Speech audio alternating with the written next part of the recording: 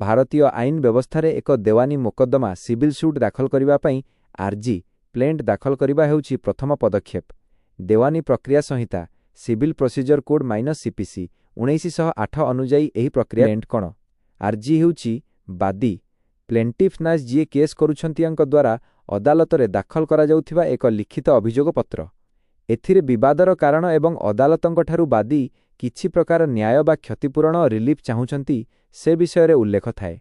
2 RG प्रस्तुति drafting of plaint गोटिए सठिक RG रे निम्नलिखित तथ्यगुड़िक रहिबा बाध्यतामूलक।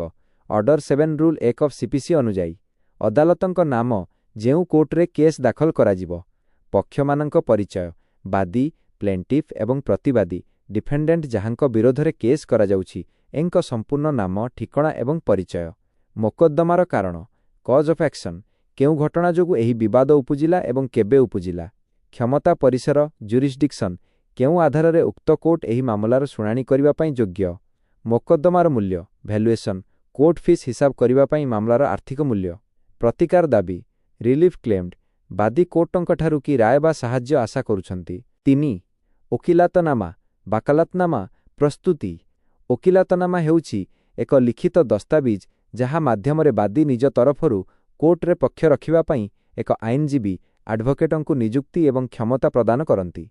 एथिरे बादी एवं आईनजीवी उभयंक स्वाक्षर थाए। 4 कोर्ट फीस पैठ देवानी मोकद्दमार प्रकार एवं एहार मूल्य भैल्यूएशन उपरे निर्भर करी कोर्ट फीस आईन कोर्ट फीस एक्ट अनुजाई एक निर्धारित मूल्यर कोर्ट फीस स्टाम्प आरजी रे लगाइबाकू पड़ी थाए।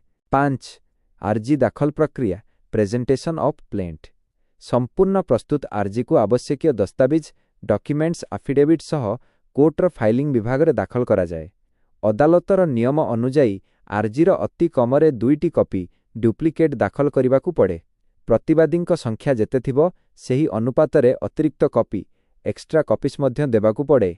6 प्राथमिक जांच ओ मामला ग्रहण scrutiny and admission filing counter रे कोर्ट कर्मचारी आरजी को जांच करंती जथा सठिक कोर्ट फीस अछि कि नाही, नियम अनुजाई लेखा होइछि कि नाही, सबु किछि ठीक थिले मामलाटी पंजीकृत रेजिस्टर्ड हुए एवं एक मोकद्दमा नंबर सूट नंबर दिया जाए। 7 समन जारी इश्यू ऑफ समन्स मामला ग्रहण हेबा परे विचारपतिंक आदेश क्रमे प्रतिवादी डिफेंडेंट एंक निकटकू समन्स नोटिस पठा जाए।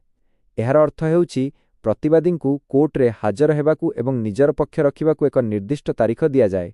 परवर्ती प्रक्रिया मोकद्दमा विचार समय रे समन पाइबा परे प्रतिवादी आसी लिखित जवाब रिटन स्टेटमेंट दाखल करंती।